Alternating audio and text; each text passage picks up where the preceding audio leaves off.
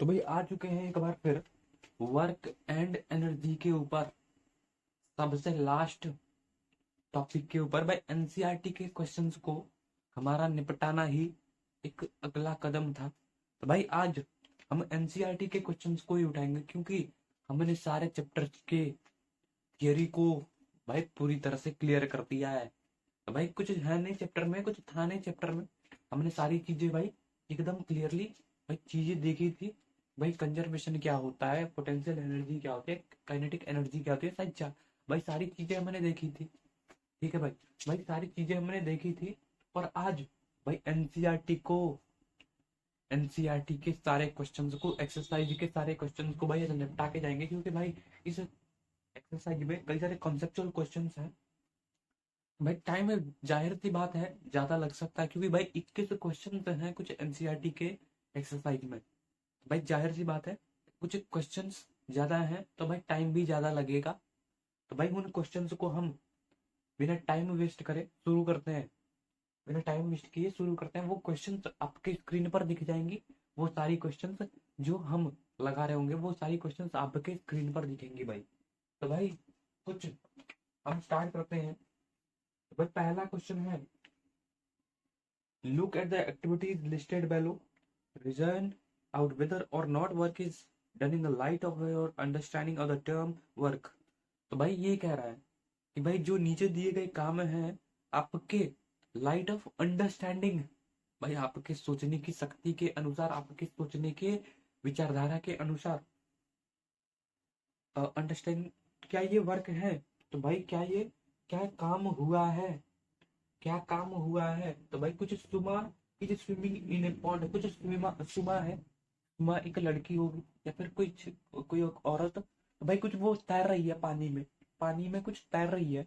तो भाई क्या वर्क डन हुआ। तो भाई बिल्कुल वर्क डन हुआ।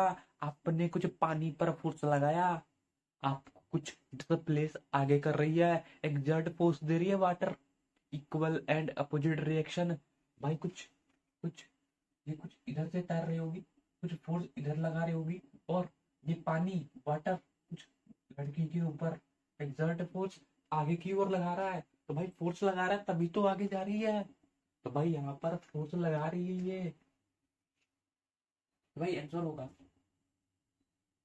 पहले का है भाई। एक पॉइंट लिख देना पहले का। फर्स्ट मैं ऐसे पॉइंट लिख रहा हूँ, yes it is a work done, yes there work is done, work is done. भाई कोई काम हुआ है as Suma is, Suma is exerting force on water. भाई कुछ पानी में फोर्स लगा रही है। भाई क्या वो काम नहीं है क्या। भाई वो आगे को डिस्प्लेस हो रही है पानी की ओर, पानी को कुछ फोर्स लगा रही है, भाई डिस्प्लेस हो रही है। भाई ये भी वर्क डन हुआ। अच्छा भाई, a donkey is carrying load on its back. तो कोई एक डंकी है और भाई कुछ अपने कुछ अपने ऊपर कुछ लोड ले रखा है, कुछ लोड ले रखा है। भाई कुछ एक डंकी है, कुछ एक भाई एक डंकी है। भाई फिगर पे मत जाना भाई, फिगर काफी खराब है। तो भाई कुछ एक डंकी है, ये डंकी समझ लो, डंकी डंकी है कुछ। और भाई इसने अपने ऊपर कुछ बोझ ला दे रखा है, कुछ कुछ भी किसी पे टिका हो, और भाई कुछ बोझा ला दे रखा है अपने ऊपर। भाई क्या ये कोई काम कर रहा है क्या, कोई क्या ये काम कर रहा है क्या।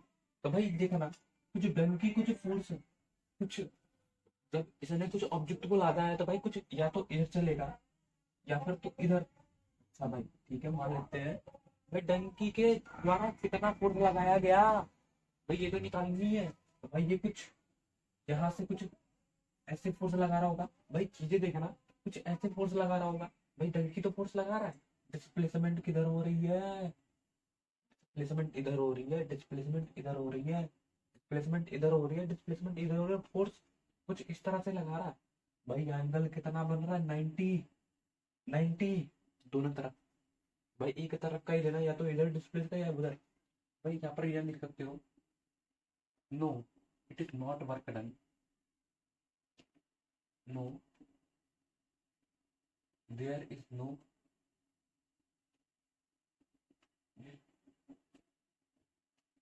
No there is not work done, work is done as, जैसा कि angle between, angle between force and displacement, and displacement, force and displacement,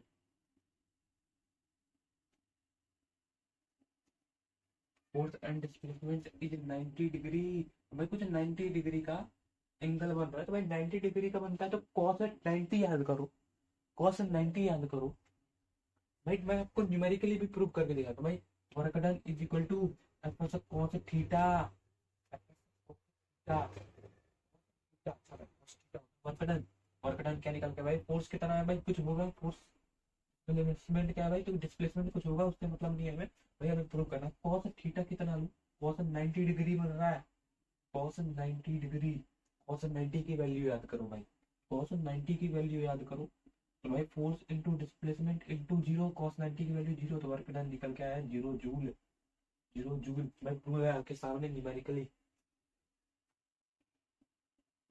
अब देखना भाई, a windmill is lifting water from a well। तो भाई कोई एक विंडमिल है, तो भाई कुछ पानी को ऐसे खींच रहा है। अच्छा भाई देखना, कुछ ये समझ लेते हैं कुआं है, कुछ ये समझ लेते हैं भाई कुछ ये कुआं है। अच्छा भाई, तो भाई ये क्या विंडमिल है कुछ, और क्या कर रहा है भाई, पानी को ऐसे खींच रहा है, बाल्टी होगा कुछ, बाल्टी में से तो भाई खींच रहा होगा। तो भाई देखना डिस्प्लेसमेंट किस ओर हो रहा है, डिस्प्लेसमेंट किस ओर हो रहा है, भाई कुछ इस तरफ, फोर्स कहाँ लग रहा है, तो भाई कुछ ये भी फोर्स कुछ इधर से ही लग रहा है, कुछ इधर से ही लग रहा है, और डिस्प्लेसमेंट भी कुछ इधर से ही लग रहा है। भाई फोर्स क्या है, इधर से यहाँ से तो लग रहा है, भाई यहाँ से नहीं लग रहा फोर्स, भाई ऊपर की ओर उठा रहा है, ऊपर की ओर, तो भाई फोर्स कुछ यहाँ से लग रहा होगा, तभी तो खींच रहा है, तो फोर्स का डायरेक्शन डिस्प्लेसमेंट के ही डायरेक्शन में है, तो भाई क्या होगा, yes there is work done, work is done as angle between force and displacement,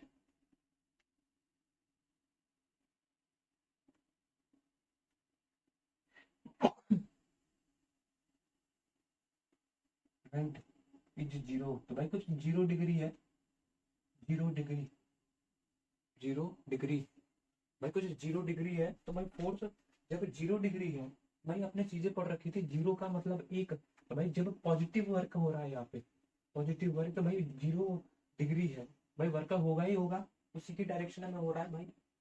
भाई तीसरा क्वेश्चन देखना है, green plant is carrying out photosynthesis. भाई ग्रीन प्लांट है, एक ग्रीन प्लांट है, जो फोटोसिंथेसिस कैरी कर रहा है, तो भाई क्या ये वर्क डन है, हमें देखना फोटोसिंथेसिस बायोलॉजी के अकॉर्डिंग, भाई वो कुछ भाई मूवमेंट तो हो मॉलिक्यूल्स की, लेकिन भाई फिजिक्स के अकॉर्डिंग तो वो प्लांट भाई, वो प्लांट भाई, वो एक बॉडी ही है, वो भाई फोटोसिंथेसिस नहीं देखता भाई, बॉडी है बस, बस चीजें बस बॉडी है भाई, कुछ नहीं, फोटोसिंथेसिस छोड़ भाई, इसका कोई मतलब नहीं, तो भाई देखना, तो भाई आंसर क्या होगा, no it is not work done, it is not work done as it is a metabolism process, metabolism process within the plant,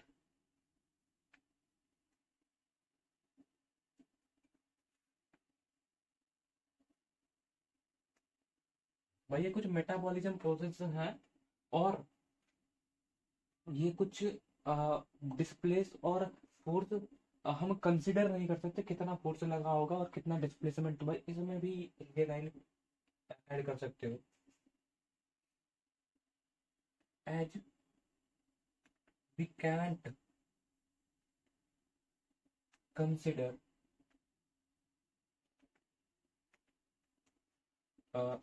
that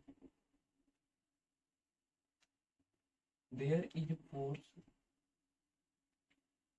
और डिस्प्लेसमेंट। भाई हम वहां पर कुछ फोर्स और डिस्प्लेसमेंट कुछ वहां पर कंसिडर नहीं कर सकते, या पर पता नहीं लगा सकते। भाई कुछ ये कुछ ये कुछ तो भाई ये कुछ जो प्रोसेस हो रहा है फोटोसिंथेसिस, वो भाई वर्क डन नहीं है। भाई वर्क डन नहीं है क्योंकि भाई फिजिक्स के अकॉर्डिंग तो सारी बॉडीज बॉडी ही है। एक भाई एक बॉडी के अंदर भाई क्या हो उसके उस वो सारी चीजें तो भाई बायोलॉजी में पढ़ते हैं। भाई ये तो फिजिक्स है, फिजिक्स के अकॉर्डिंग भाई बॉडी की मूवमेंट पढ़ते हैं। भाई बॉडी कैसे मूव हुई, भाई उसके अंदर की चीजें नहीं पढ़नी। फिजिक्स के अकॉर्डिंग भाई सारी बॉडी है, उसके अंदर भाई कुछ नहीं फिजिक्स के अकॉर्डिंग। ठीक है भाई।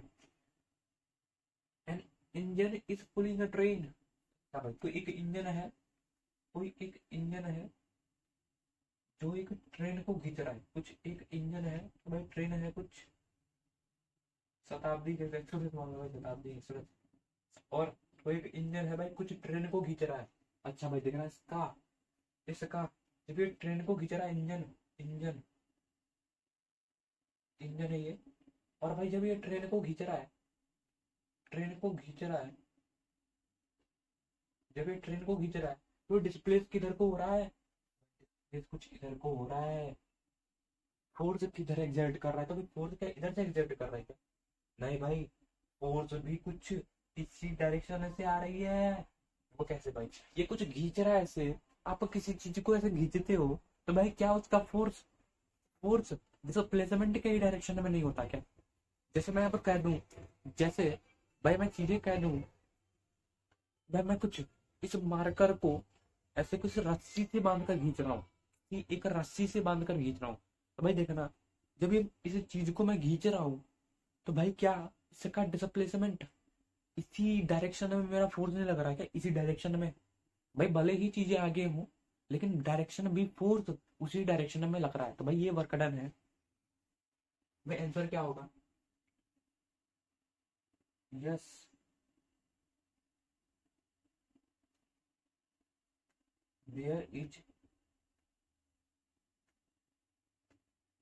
Work, yes there work is done as as जैसा कि angle between displacement and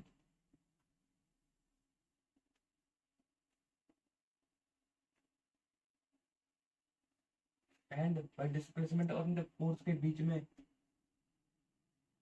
angle between displacement and force is 0 degree. भाई 0 डिग्री पे अगर फोर्स लग रही है तो भाई वर्क डन होगा। वर्क डन होगा, आपने किसी को ढकेला, भाई वर्क डन तो होता है ना। वर्क तो भाई डन होता है, वर्क भाई होता है। भाई चीजें वही है। Food grains are getting dried in the sun. तो भाई फूड कुछ फूड ग्रेन्स है जो भाई क्या कुछ धूप में सुखाए जाते हैं। तो भाई क्या ये वर्क डन है क्या? क्या ये वर्क डन है क्या? भाई वर्क डन तो नहीं है। क्या उसमें डिस्प्लेसमेंट हो रहा है क्या? क्या उसमें कुछ फोर्स लग रहा है क्या? क्या उसमें फोर्स लग रहा है क्या? तो भाई नहीं, कुछ फोर्स या फिर कुछ फोर्स या फिर कुछ डिस्प्लेसमेंट नहीं होता दिख रहा है यहाँ पे। तो भाई ये होगा no, it is not work done as there is not in their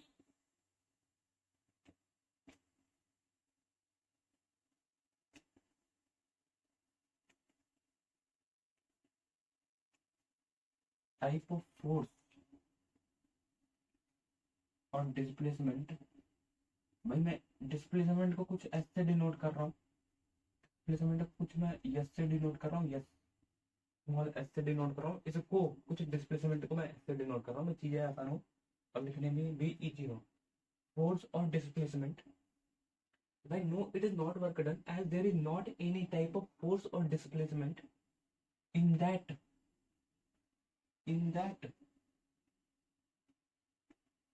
process. भाई ना तो वहां पर कुछ डिस्प्लेसमेंट हो रही है और ना ही तो भाई कुछ फोर्स लग रही है। भाई फोर्स लगे, डिस्प्लेसमेंट नहीं हो रही, ना तो फोर्स लग रही है, तो भाई वो कैसे वो कैसे भाई इसमें आ जाएगा, क्या कहते हैं वर्क कैसे होगा भाई? तो भाई वर्क है ही नहीं, जब फोर्स नहीं है डिस्प्लेसमेंट नहीं है भाई, तो वर्क कैसे हुआ? तो ठीक है, a sail boat is moving due to wide energy. Sail boat है तो भाई कुछ एक सेल बोट है भाई, ऐसे सेल बोट है, और भाई आपने देख रहा होगा वो ऐसे होता है कुछ सेल बोट, सेल बोट है ये भाई नदियों के कहते हैं समुद्रों में होते हैं, और भाई कुछ वाइंड इस पे फोर्स लगा रही है, वाइंड इस पे फोर्स लगा रही है। अच्छा भाई वाइंड इस तरफ से अगर कुछ फोर्स लगाए, इस तरफ से फोर्स लगाए, तो भाई डिस्प्लेस कहाँ को होगी? इधर को नहीं होगी क्या? इधर को होगी, ठीक है भाई, ठीक है भाई। भाई फोर्स किधर से लग रहा है? फोर्स इसी डायरेक्शन में लग रहा है, डिस्प्लेसमेंट भी इसी डायरेक्शन में, इसी डायरेक्शन में फोर्स, इसी डायरेक्शन में फोर्स भी लग रहा है, इसी डायरेक्शन में डिस्प्लेसमेंट भी हो रहा है। भाई ये चीजें देखना, क्या भाई 0 डिग्री पे, 0 डिग्री पे फोर्स नहीं लग रहा है क्या डिस्प्लेसमेंट के ही डायरेक्शन में? तो भाई ये होगा इसका answer, yes it is work done, it is work done as as air is exerting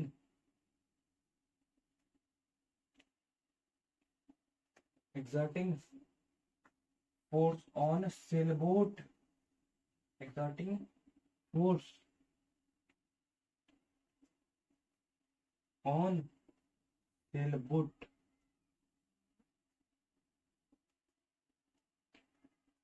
भाई कुछ एयर एक्सर्ट कर रहा है फोर्स, भाई एयर जब लगा रहा है, एयर कुछ एयर जब क्या लगा रहा है भाई, एयर जब जब क्या कहते हैं, जब वो बोट मूव कर रहा है, तो भाई एयर के फोर्स की वजह से तो मूव करेगा आगे। भाई एक और लाइन इसमें ऐड कर देना, सेलबोट, तो भाई कुछ एयर एक्सर्ट फोर्स कर रहा है सेलबोट पे, and angle between, angle between force and displacement. भाई यस से डिनोट कर रहा हूँ डिस्प्लेसमेंट को, इज 0 डिग्री। भाई 0 डिग्री है कुछ, भाई उसी डायरेक्शन से एयर भी आ रहा है, और उसी डायरेक्शन में कुछ, उसी डायरेक्शन में कुछ, उसी डायरेक्शन में कुछ ये सेलबोट भी जा रहा है, सेलबोट भी उसी कुछ डायरेक्शन में जा रहा है। भाई कुछ ये था सेलबोट, और भाई कुछ एयर इधर इस तरफ से रजिस्ट एग्जर्ट कर रहा था फोर्स, और कुछ भाई यहाँ पर ये सेलबोट कुछ इस डायरेक्शन में चल रहा था, भाई इस तरफ से अगर फोर्स लगाया तो भाई ये कुछ इसी डायरेक्शन में जा रहा होगा, तो भाई एंगल कितना बन रहा है इसके ऊपर, फोर्स यहाँ पे लगा भाई 0 डिग्री, जिस डायरेक्शन में फोर्स हो उसी डायरेक्शन में अगर ये फोर्स भी लग रहा है, भाई उसके बीच का एंगल कितना बना? 0 डिग्री। वही चीजें वही है, मैंने वही चीजें लिखी है, चीजें वही लिखी है मैंने, तो भाई ये चीजें आपको समझ में आ गई होंगी, चीजें आपको समझ समझ में आ गई होंगी। और ये भाई क्वेश्चन में बहुत ही, ये सारे क्वेश्चन इंपॉर्टेंट क्वेश्चन हैं भाई, ये कंसेप्ट को भाई एक तरह से बिल्ड कर देने में, कंसेप्ट को, कई सारे मिसकंसेप्ट को दूर कर देंगे आपके, कई सारे कॉन्सेप्ट्स को आपके दूर कर देंगे। तो भाई इन क्वेश्चन को नोट्स में जरूर मेंशन करना, क्योंकि भाई इंपॉर्टेंट क्वेश्चन है ये, इंपॉर्टेंट आंसर्स हैं ये, तो भाई चीजें मेंशन करनी जरूरी है।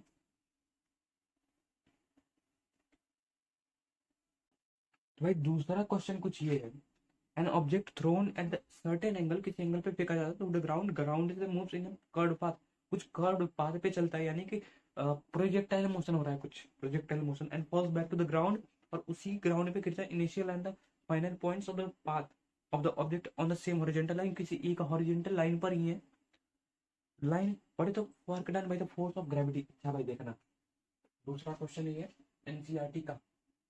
भाई कुछ ये ऑब्जेक्ट था, इसे किसी इसे किसी सर्टेन एंगल से फेंका जाता है, किसी सर्टेन एंगल से फेंका जाता है। हाँ भाई ठीक है,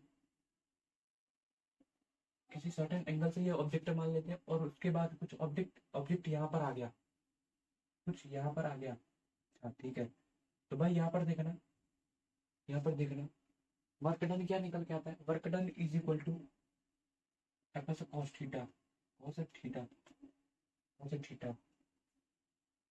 तो भाई यहाँ पर फोर्स ऑफ ग्रेविटी का पूछा है, तो भाई फोर्स ऑफ ग्रेविटी कुछ नीचे से लगा रही होगी, फोर्स ऑफ ग्रेविटी कुछ नीचे से लगेगी, यहाँ से कुछ नीचे से फोर्स ऑफ ग्रेविटी यहाँ से अपना फोर्स एक्सर्ट करेगी इस पर, कुछ नीचे की ओर से खींचती है, भाई नीचे की ओर कुछ लगती है, और भाई यहाँ पर डिस्प्लेसमेंट क्या होगा, भाई ये तो भाई इसको नहीं कंसिडर करते, भाई ये ये डिस्प्लेसमेंट नहीं है, ये डिस्टेंस है, ये डिस्टेंस है, याद करना, चीजें याद करना। भाई ये कर्व पाथ है, डिस्प्लेसमेंट का मतलब दो पॉइंट्स के बीच का सबसे शॉर्टेस्ट डिस्टेंस। भाई ये कुछ हॉरिजॉन्टल प्लेन पे भी बता रहा था। भाई ठीक है मान लेते हैं। तो भाई ये डिस्प्लेसमेंट है, तो भाई डिस्प्लेसमेंट ये नहीं होता, डिस्प्लेसमेंट तो ये है भाई दो पॉइंट्स के बीच का डिस्टेंस, दो पॉइंट्स के बीच का सबसे शॉर्टेस्ट डिस्टेंस। अच्छा भाई ठीक है, तो भाई फोर्स कहाँ से लगा हो रहा होगा, ग्रेविटी कुछ यहाँ से, डिस्प्लेसमेंट किसको किस ओर हो रही है, भाई डिस्प्लेसमेंट कुछ फोर्स यहाँ पर, ग्रेविटी कुछ यहाँ से लगा रही होगी, स्मॉल जी कुछ यहाँ से लग रही होगी, बिल्कुल भाई, और इधर को डिस्प्लेस हो रही है, इधर को डिस्प्लेस हो रही है।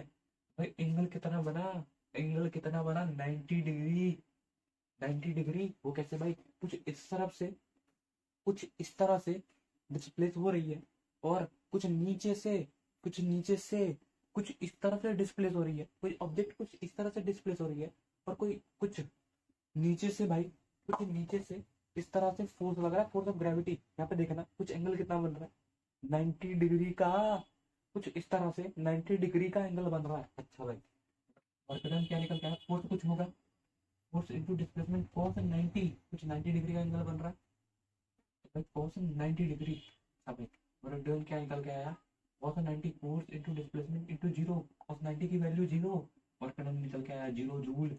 मेरा कदम देखो, फोर्स ऑफ ग्रेविटी का इसमें कोई रोल नहीं है, फोर्स ऑफ ग्रेविटी का इसमें कोई रोल नहीं है, आपके सामने है चीजें, work done, force of gravity का कोई रोल ही नहीं है भाई। अच्छा, तो भाई आंसर होगा, क्वेश्चन पूछा था कि what is the work done by the force of gravity, तो होगा there is no work, there is no work is done by gravity, is done by gravity, gravity as angle between force and displacement. भाई मैं displacement को ऐसे लिख रहा हूँ, ऐसे कुछ डिस्प्लेसमेंट को स्मॉल एस लिख रहा हूँ, and displacement is 90 degree, is 90 degree. तो भाई ऐसे कुछ ब्रैकेट में बता के cos 90 इज इक्वल टू 0 लिख सकते हो, ऐसे डिस्प्लेसमेंट ऐसे कर दो, तो भाई सही है। लेकिन हमने न्यूमेरिकली भी प्रूव कर दिया भाई आपके सामने, न्यूमेरिकली भी प्रूव कर दिया भाई, जिंदाबाद है। ये बैटरी लाइट्स, तीसरा क्वेश्चन है भाई, तीसरा क्वेश्चन, बैटरी लाइट से बल्ब, कुछ बैटरी एक है जो बल्ब को चलाते हैं, describe the energy changes involved in the process. तो भाई कुछ बैटरी के अंदर कौन सा प्रोसेस हो, कौन सी एनर्जी होती है, भाई केमिकल एनर्जी कुछ होती है, केमिकल एनर्जी। भाई सबसे पहले कुछ केमिकल एनर्जी देखना कहाँ चाहिए होती है, भाई केमिकल एनर्जी बैटरी में होती है, भाई chemical energy, energy changes in heat energy भाई कुछ केमिकल एनर्जी हीट एनर्जी में कैसे कन्वर्ट होती है भाई? जो जैसे ही आपने बल्ब को जोड़ा तो उसमें का फिलामेंट होता है एक, भाई वो बढ़ जाता है उसमें का, जलने लगता है भाई फिलामेंट, भाई वो हीट एनर्जी में पहले कन्वर्ट हुआ। और उसके बाद हीट एनर्जी के बाद and then it convert in it it converted in in heat energy. उसके बाद से भाई कुछ हीट एनर्जी में कन्वर्ट हो जाता है, हीट नहीं लाइट एनर्जी में कन्वर्ट होता है। लाइट उस तरह जलती है लाइट, भाई तीन एनर्जी में कन्वर्ट हो रहा है लाइट आपके सामने, लाइट एनर्जी। तो भाई इसे को शॉर्ट में लिखना हो तो ऐसे लिख सकते हो केमिकल एनर्जी, केमिकल से हीट, हीट को भाई थर्मल एनर्जी भी बोलते हैं, थर्मल। हीट से लाइट एनर्जी में कुछ कन्वर्ट हो रहा है, लाइट लाइट एनर्जी में। ये सारी एनर्जीज हैं, ये सारी एनर्जी है आपके सामने भाई चीजें। भाई केमिकल एनर्जी में कन्वर्ट होता है, पहले बैटरी में कुछ केमिकल एनर्जी होता है, हमने इसको चार्ज किया था भाई उसके अंदर केमिकल एनर्जी आता है, उसके बाद हीट एनर्जी में बल्ब को जोड़ने पर कन्वर्ट हो जाता है, उसके बाद लाइट एनर्जी, यही हीट एनर्जी लाइट एनर्जी में कन्वर्ट हो जाती है। अच्छा भाई, तो भाई certain force acting on A mass on A 20 kg mass move calculate. अच्छा भाई कुछ 14 क्वेश्चन ये है कि भाई certain force acting on a 20 kg mass changes its velocity 4 meter per second to 2 meter per second. Calculate the work done by force. By the force. भाई force के द्वारा कितना वर्क डन किया गया भाई ये निकालना है, फोर्स के द्वारा कितना वर्क डन करना किया गया। तो भाई यहाँ पर कुछ कह दिया है, मास दिया, मास 20 kg। भाई कुछ इनिशियल दे रखा है 5 मीटर पर सेकेंड, 5 मीटर पर सेकेंड, फाइनल दे रखा है 2 मीटर पर सेकेंड। पूछा वर्क डन कितना हुआ, तो भाई मैंने आपको बताया था वर्क डन यहाँ निकालना हो और इनिशियल फाइनल वेलोसिटी दे रखी हो, तो हाँ भाई work done equal to delta E दिया देना, work done equal to delta के ई। और अच्छा भाई मैंने आपको एक शॉर्टेस्ट फॉर्मूला इसको इसका भाई दिया था आपको, वर्क डन भाई ऐड करना, half M V square minus U square. ये चीजें याद होंगी भाई, मुझे पता है आपको याद होंगी। वर्क डन क्या निकल के आया, हाफ एम हाफ दो हाफ टू 20, फाइनल वेलोसिटी कुछ 2 मीटर पर सेकेंड, और इनिशियल कुछ 5 मीटर पर सेकेंड, 5 का स्क्वायर। अच्छा भाई, भाई 2 से कटा 10, 10 बार में 10 इंटू 4, 4 में से 25, 21 निकल के आया 200 जूल। अच्छा भाई माइनस यहाँ पे 200 जूल निकल के आएगा क्या, सीधे देखना एक बार, कहीं देखना कुछ मिस्टेक है क्या। तो भाई आपने शायद नोटिस नहीं किया, और नोटिस किया तो भाई सही है, लेकिन यहाँ पर माइनस का साइन है भाई, माइनस में आएगा ये, माइनस में आएगा ये, -25, 4 -25, ये इसको करेंगे तो ये आएगा कुछ भाई 25 -21 -200 जूल आंसर। अच्छा भाई -200 जूल आंसर, ठीक है भाई, -210 जूल। ये भाई कुछ फोर्स है, वर्क डन है जो तो फोर्स के द्वारा किया गया है। तो भाई एक मास है, पांचवा क्वेश्चन है, mass of 10 kg at a point A on table, it is move to a point B, the line joining A and B is horizontal, what is the work done by the object by the gravitational force. तो भाई कुछ कुछ कुछ एक table पर एक book है, और कुछ टेबल पर एक बुक है, और उसे कुछ आगे की ओर डिस्प्लेस कर दिया जाता है, आगे की ओर डिस्प्लेस कर दिया जाता है। भाई ये पूछ रहा है कि भाई उस पर फोर्स ऑफ ग्रेविटी का कितना है, फोर्स ऑफ ग्रेविटी का कोई रोल है क्या, फोर्स ऑफ ग्रेविटी उस पर कुछ फोर्स एक्सर्ट करके यहाँ पर उसका कुछ रोल है क्या। तो भाई उसके अकॉर्डिंग वो फोर्स ऑफ ग्रेविटी की का कुछ वहाँ पर क्या रोल है, क्या वर्क डन कर रही है वहाँ पे।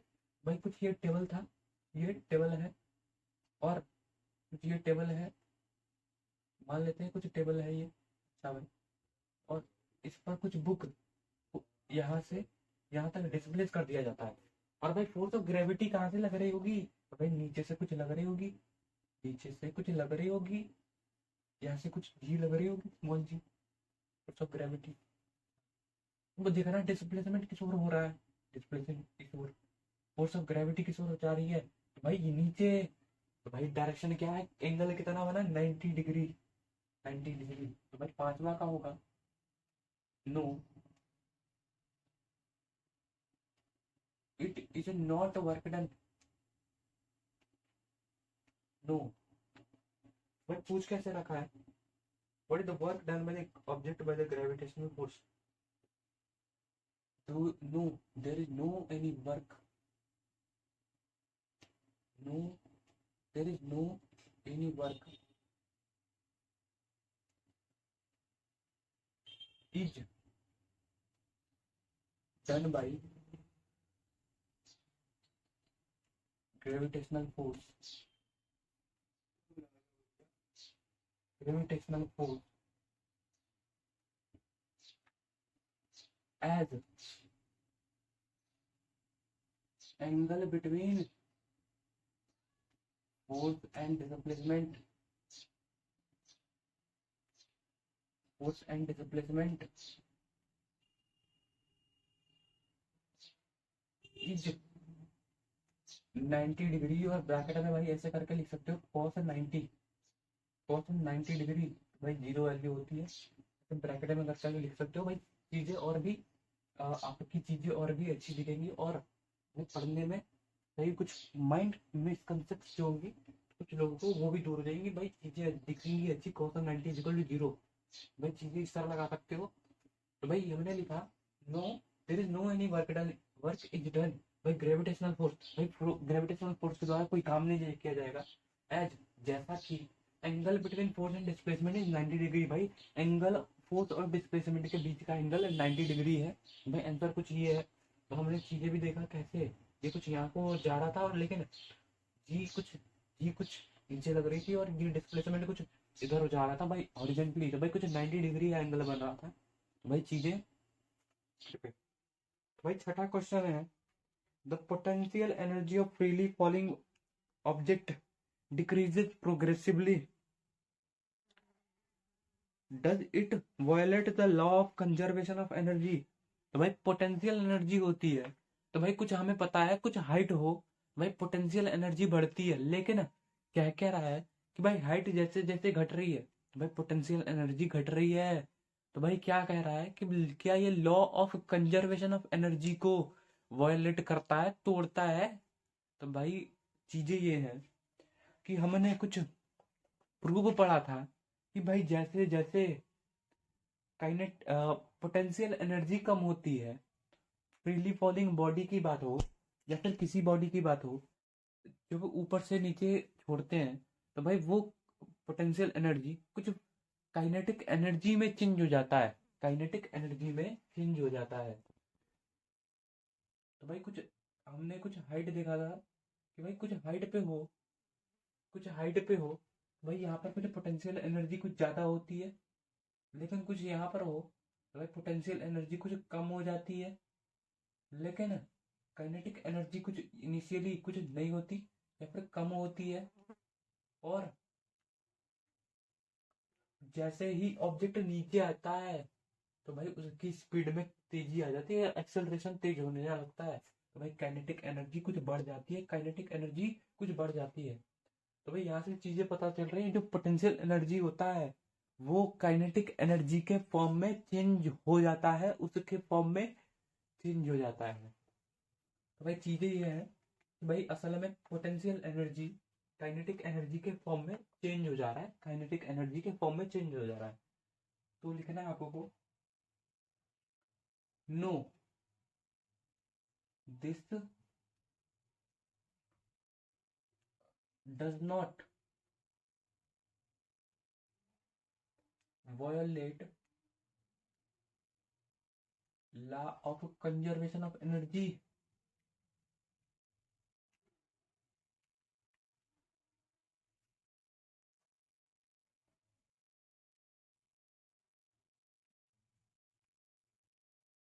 Because as we know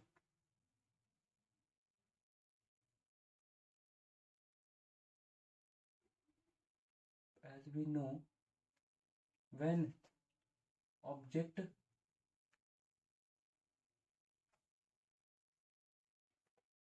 object जब ऑब्जेक्ट नीचे गिरता है, object falls down, then its kinetic energy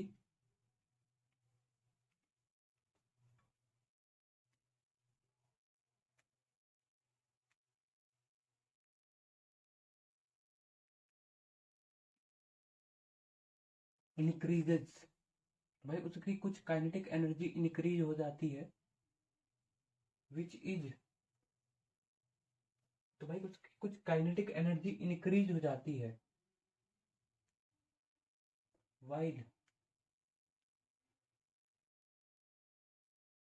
this kinetic energy is actually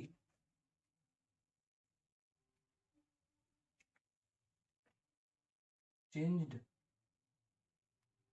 from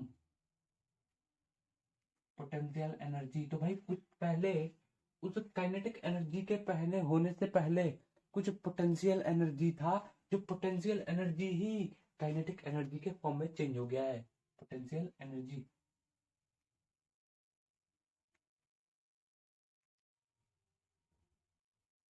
अच्छा भाई ठीक है।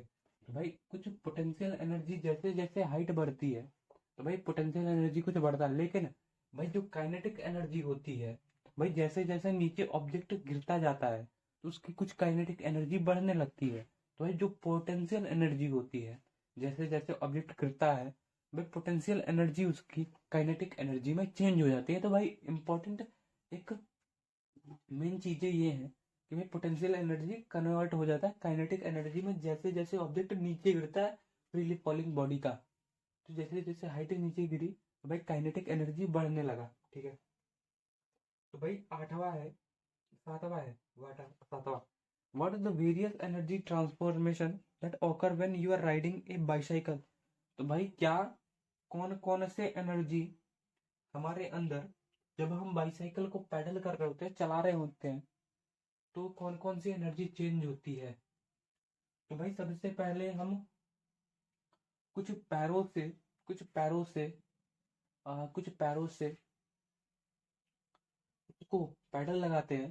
तो भाई पहले मस्कुलर एनर्जी होता है, मस्कुलर एनर्जी कहते हैं उसको, मस्कुलर एनर्जी इज फर्स्टली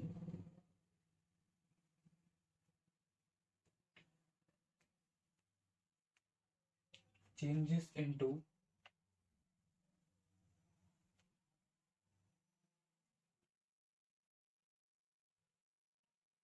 तो भाई कुछ मैंने पैडल पर उसके जोर लगाया और जिसके बाद उसके बाद उस पर कुछ काइनेटिक एनर्जी बढ़ने लगती है और वो चलने लगता है, into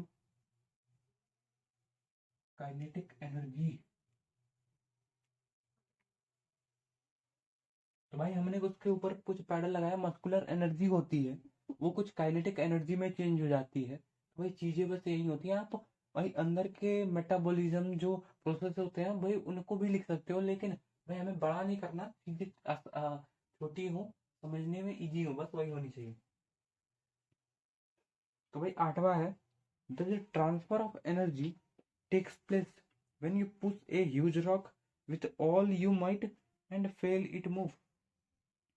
Rock with your might and all your might and fail to move it, where the energy you spend going। तो भाई कह क्या रहा है, तो बड़ा ही इंपॉर्टेंट, बड़ा ही कॉन्सेप्चुअल क्वेश्चन है भाई ये, कि एक बड़ा सा चट्टान, कुछ कुछ एक बड़ा सा चट्टान हो, कुछ बड़ा सा चट्टान हो भाई, और आपको इसे कुछ पुश करना हो, पुश, भाई इसको कुछ आप धक्का दे रहे हो, भाई बहुत बड़ा है भाई, वो हिला भी नहीं, तो भाई उसकी एनर्जी, आपकी एनर्जी कहाँ गई, जो आपने एनर्जी लगाया वो कहाँ गया।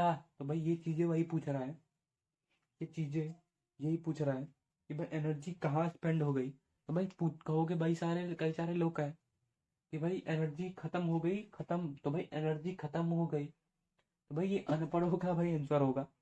क्योंकि भाई एनर्जी खत्म नहीं होती, बस चेंज हो जाती है, चेंज चेंज हो जाती है भाई। वही चीजें यहाँ पर हमें बतानी है, वही चीजें आप यहाँ पर हमें बतानी है। तो भाई मेन चीजें ये है, मेन चीजें ये है कि भाई जब जब आप किसी चीज को जब आप किसी चीज को ऐसे धक्का दे रहे होते हो, ऐसे धक्का दे रहे होते हो, तो भाई जैसे मैं इसको अभी धक्का दे रहा हूँ, कुछ दीवार है सामने, तो भाई क्या मैं इसे हिला पा रहा हूँ क्या? भाई क्या मैं इसे हिला पा रहा हूँ क्या? ऐसे धक्का देने पे, ऐसे कुछ धक्का देने पे मैं क्या इसे हिला पा रहा हूँ क्या? भाई मेरी एनर्जी कहाँ जा रही है? मेरी एनर्जी कहाँ जा रही है? तो भाई यही क्वेश्चन ये पूछ रहा है। तो भाई मेनली इसका आंसर ये होगा कि भाई कुछ कुछ मेरी एनर्जी इनके मॉलिक्यूल्स के बीच में, मॉलिक्यूल्स के बीच में इनके फोर्सेस को तोड़ने के लिए जा रही है। और कुछ एनर्जी हीट एनर्जी के फॉर्म में चेंज हो जाती है। तो भाई यहाँ पर जैसे आपने हाथ रखा, तो भाई यहाँ पर कुछ चीजें गर्म हो जाती हैं, कुछ हाथ, यहाँ पर जो सरफेस होता है वो गर्म हो जाता है। और कुछ एनर्जी उनके मॉलिक्यूल्स के, दीवारों के मॉलिक्यूल्स के पीछे बीच में उनके अट्रैक्शन को तोड़ने के लिए, अट्रैक्शन को तोड़ते तोड़ते वेस्ट हो जाता है, वेस्ट नहीं होता, अट्रैक्शन को तोड़ने में, अट्रैक्शन को तोड़ने में लग जाता है भाई। ठीक है।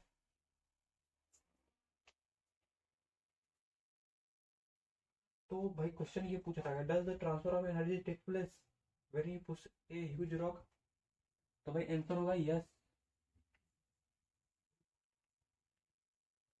Transfer of energy took place.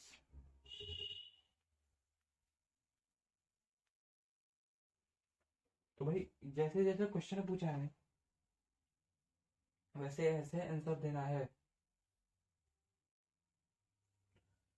भाई एनर्जी हमेशा ट्रांसफर होती है place when we push push huge rock. Actually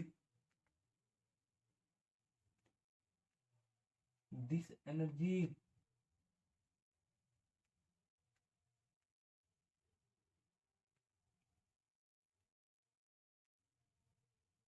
changes into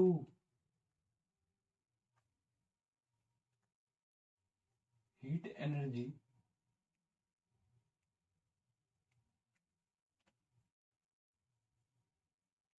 and while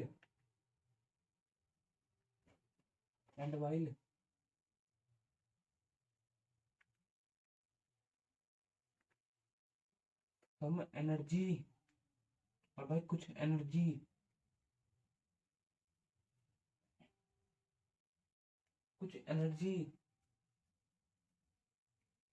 भाई कुछ एनर्जी उनके मॉलिक्यूल्स के भी, उनके मॉलिक्यूल्स को तोड़ने में लग जाती है, कुछ उनके मॉलिक्यूल्स को तोड़ने के पीछे लग जाती है। Some energy changes to broke molecules of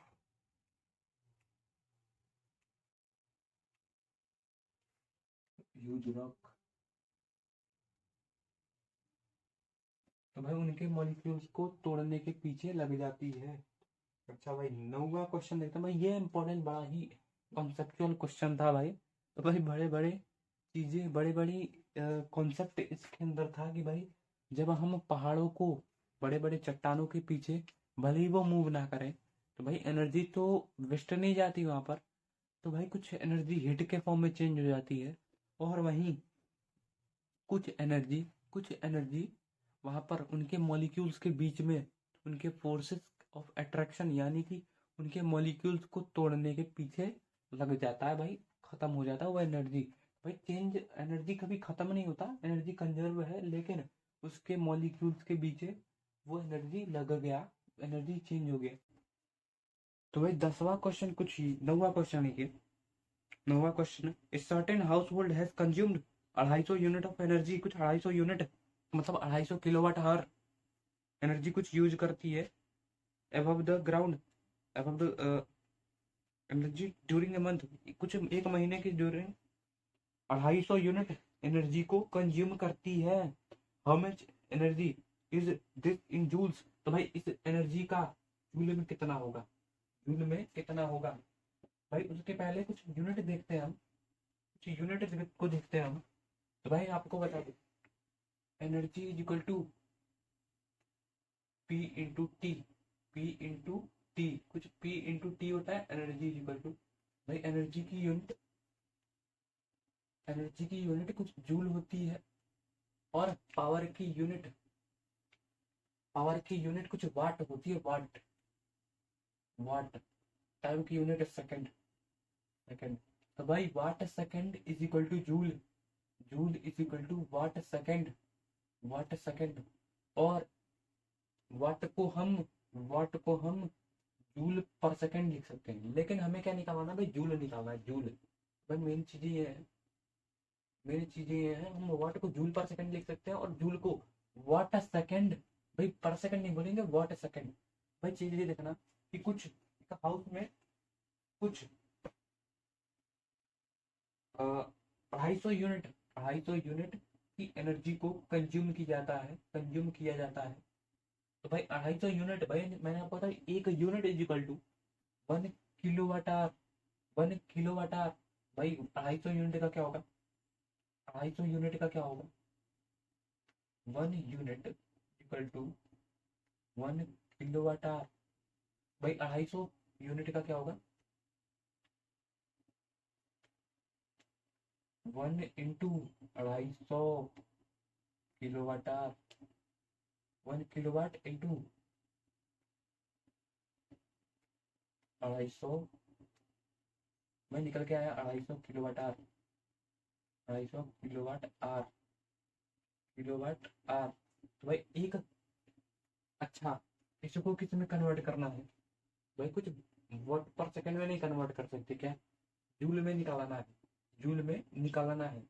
भाई एक एक किलोवाट आवर में, एक किलोवाट आवर में क्वेश्चन ये है कि भाई हमने देखा था कि 1 किलोवाट आवर में कितने वाट सेकंड्स होते हैं। तो भाई कुछ 1 किलोवाट आवर में हमने देखा था 3.6 इंटू 10⁶ वाट सेकंड्स होते हैं। अच्छा भाई, तो भाई इसको 250 में कितना होगा, 250 किलोवाट आवर में, भाई 250 से multiply, 250 into 3.6 into 10⁶ watt second. भाई इसको कुछ ये जीरो जाएगा इधर, भाई 25 इंटू 36 इंटू 10⁶, 25 इंटू 36 इंटू 10⁶, भाई 25 × 36 कर देते हैं, 25 × 36, भाई निकल के आया 25 छके 25, 150 और 25 × 3 75,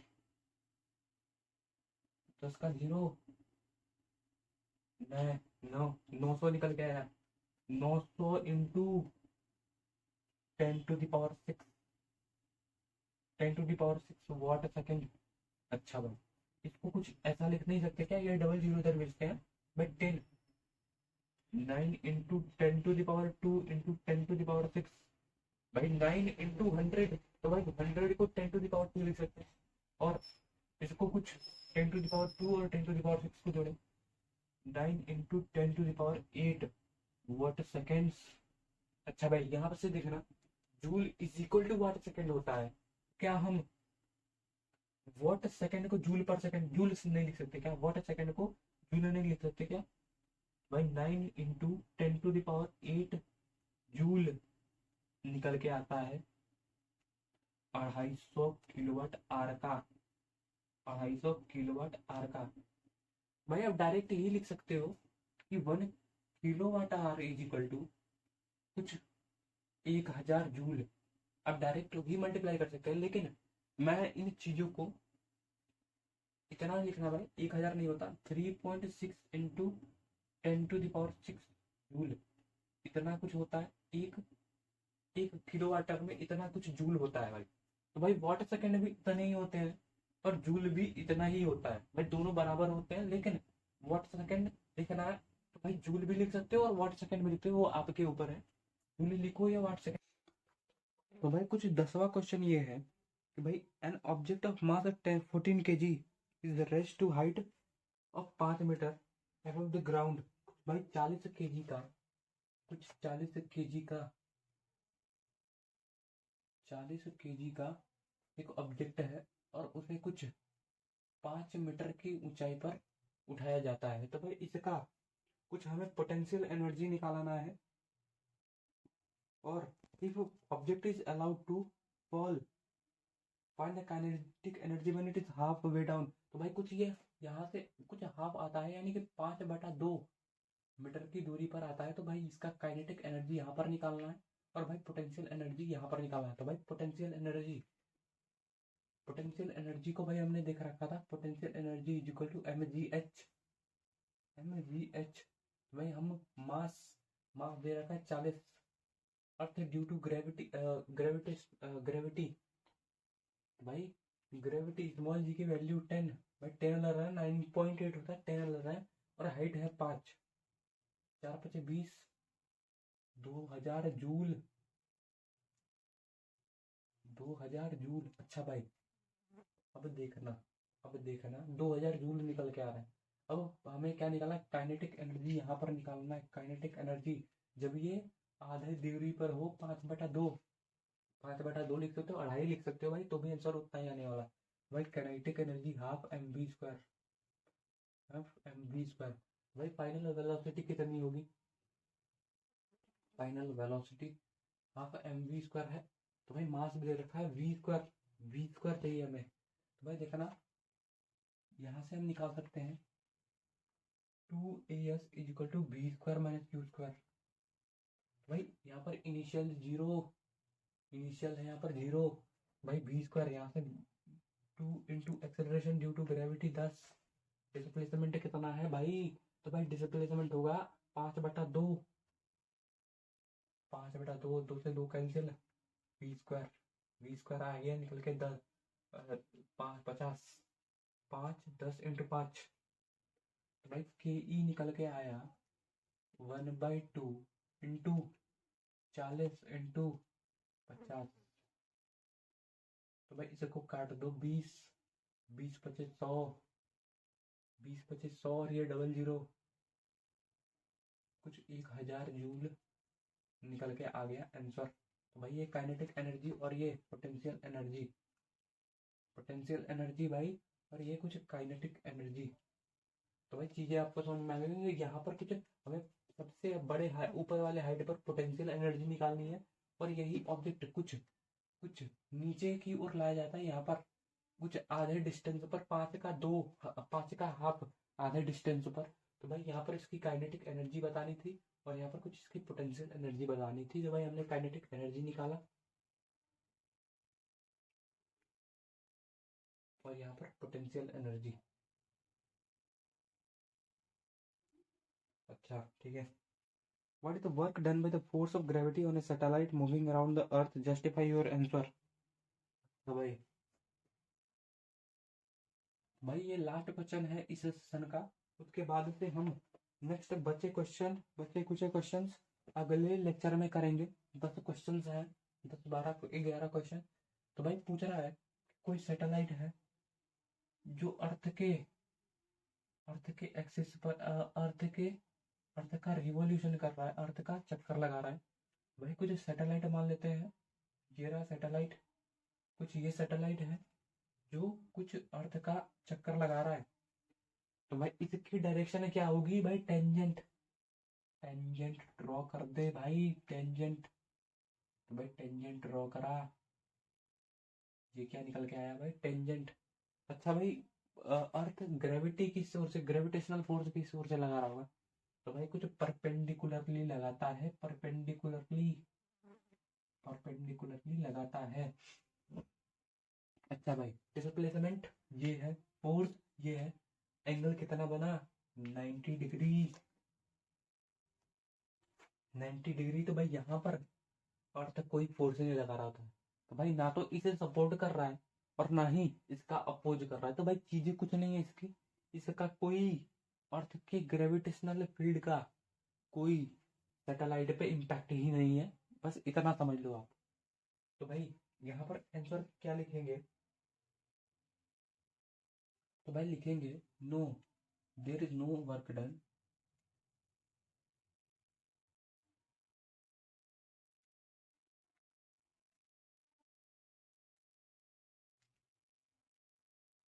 देर is no work done,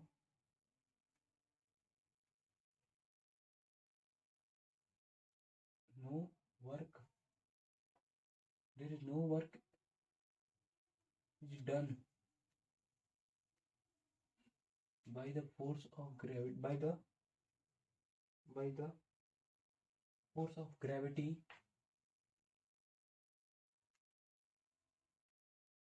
by the force of gravity। तो भाई फोर्स ऑफ ग्रेविटी से कोई वर्क नहीं हो रहा, as angle between force and displacement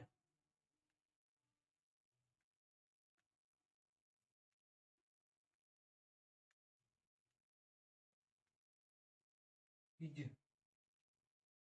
90 degree. तो भाई इसे न्यूमेरिकली प्रूव करते हैं क्या? भाई work done is equal to F F cos theta. भाई वर्क डन कॉस थीटा की जगह 90,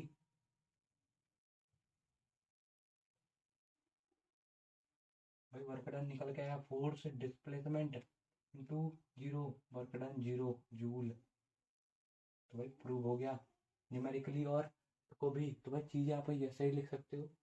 तो भाई अगले लेक्चर में हम अगले अगले सारे क्वेश्चंस को बढ़िया से देखेंगे।